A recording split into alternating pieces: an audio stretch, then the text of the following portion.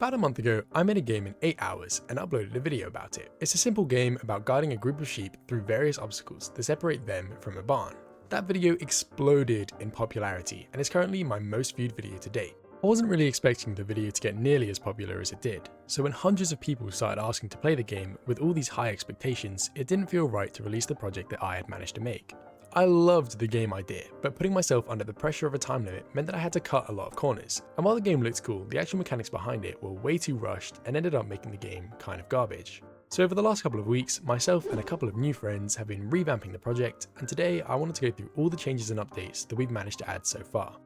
One of the main issues I had with the first game was that the sheep use a Unity feature called Navigation AI. This is basically just an easy way for me to make them move around the map, which is great, but the issue comes from the fact that the AI loves to stick to the ground. And in the previous video, I like to do a lot of this. Because of the sticky AI, the only way to create these flying effects is to create a custom script that will take the model of the sheep rather than the actual AI component itself. That's fine in practice, but under the time pressure of the original challenge, I ended up writing essentially the same code every time I wanted the sheep to move like this. This is really bad practice and created a whole load of clutter throughout the entire project, which is more commonly known as spaghetti code. So obviously that had to change, and I think I came up with quite a nice solution. If I create a function that takes in a list of positions, speeds, arcs, and a few other variables, then whenever I want my sheep to move in some funky or interesting way, I can just call that function with one line of code. Unfortunately, it turned out to not be as simple as I originally expected, and my short and simple sheep movement script went from this to this. But with all that coding out of the way, I can now make the sheep move in pretty much any way I like. All I had to do after that was modify my older scripts to use this new system, and just quickly I'll show off some pretty nice effects I've managed to make so far with it.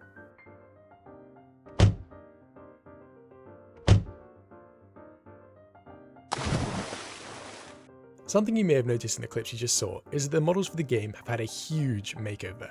And while I'd love to say that I've been working my magic behind the scenes and a perfected Blender in some kind of epic montage, all of those models are in fact thanks to an absolutely amazing artist named Adriano. They had originally reached out to me a couple of weeks prior to my decision to remake this game, and while normally I work on my own, I just couldn't pass up on the opportunity to get a professional 3D artist involved in the project. And just by looking at a side by side of the old versus the new levels, you can really see just how much of a difference they've made.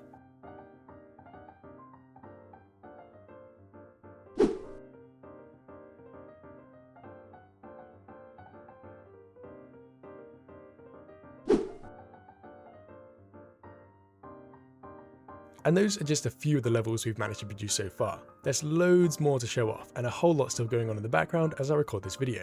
But before I can get into all the details of the new levels, there are still a few things that I'd like to talk about. As most of you will probably already know, in real life, sheep move in herds. Well, in the original game, I heavily overlooked that fact, and the sheep would only ever choose their target location based on the position of the cursor. This made it basically impossible to try and move more than one sheep at a time, because in reality, each sheep doesn't even have a reference to the other sheep in the scene.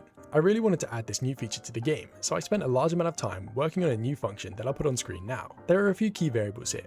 Flocking direction is the overall direction the sheep should move. Average position and velocity are just the average position and velocity of the nearby sheep, and flock size is the number of the sheep that are nearby. The code loops through each of the sheep, checking to see if they're moving as well as close enough to count as part of the flock.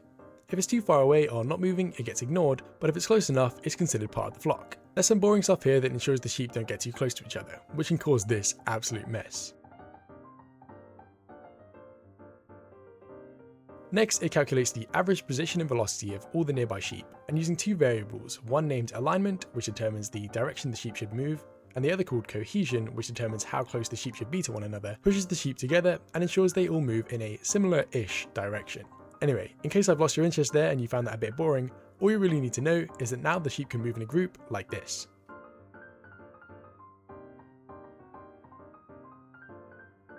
After asking the playtesters for their opinions on this new feature, while they all agreed it was a great addition, they also said that for some levels, such as the cactus level, you actually don't want the sheep to stick together, as it means you have less control over each individual one.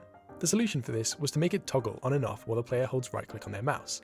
This change unfortunately created some new issues, such as the player having no indication of if the sheep were actually flocking or not. Enter Undead Alex. A little backstory about Alex is that when they first joined the project, they were originally supposed to be working purely on sound design, but it quickly became obvious that was a serious underutilization of their skills.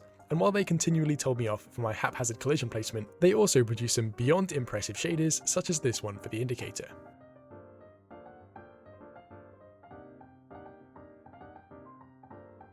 We set it up such that the indicator shows if you're pulling the sheep in or pushing them away, and then made it fade in and out whenever the flocking is toggled on and off. The playtesters much preferred this change, and unanimously agreed that it improved the feel of the project.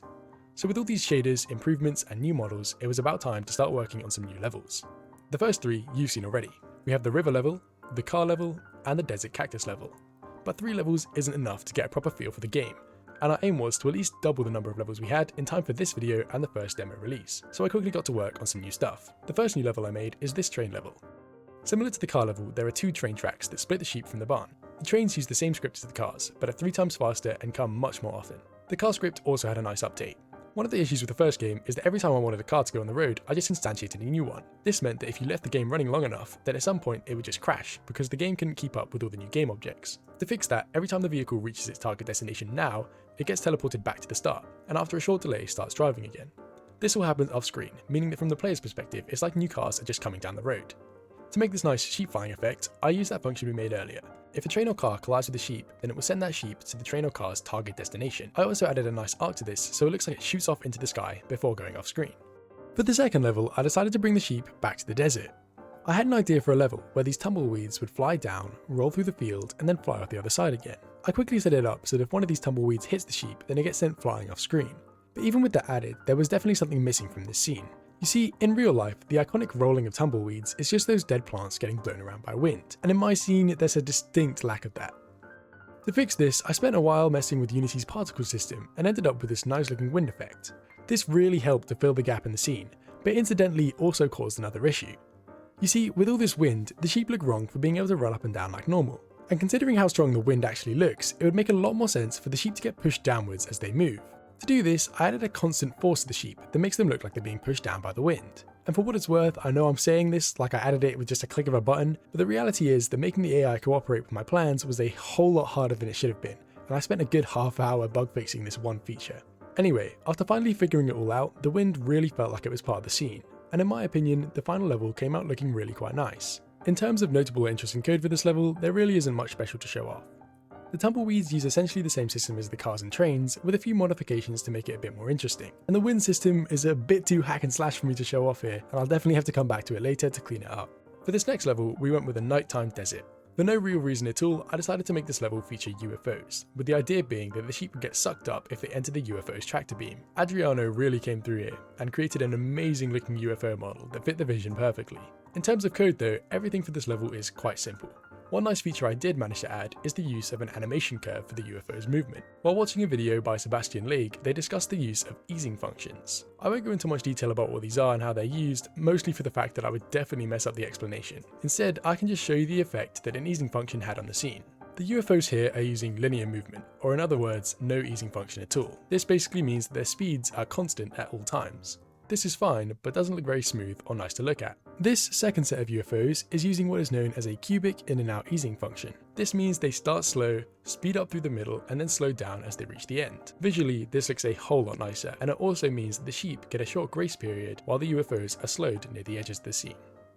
With that third and final level finished, it's about time we start working on some polish and menu systems to finalize the game loop. This stuff is definitely on the less exciting part of game dev, so I'll try and speed through all of those changes. The first thing I added was a super basic tutorial. All that really happens in this scene is you get given a few tips on how to play the game, and get to mess around in an open scene for a little while to get used to the controls. Next, I added a timer to the top left hand of the screen, and for each level you get 25 seconds to try and get all your sheep to the barn. I then created a really nice transition using an asset pack I got, and got that synced up with all the levels. Whenever the timer runs out, or you lose a sheep, the scene will reload and this transition will play.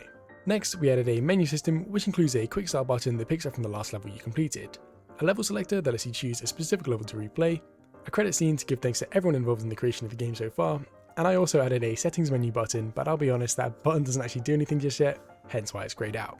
Alex also worked on a whole bunch of sound design for the game and created some really nice scripts for those too. With those added, the sheep now bar every few seconds, and there's also some really nice background ambience to go alongside each level.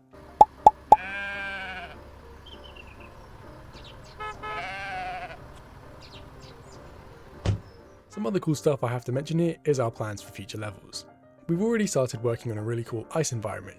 We have plans for underwater levels and possibly even some space levels, and everyone in the Discord has been super kind and suggested some really cool other ideas. On the topic of the Discord channel, I also want to give an extra special shout out to all of the playtesters who lended a huge hand in the making of this project. The project wouldn't have been half of what it is now without all of you guys, so thank you so much for getting involved.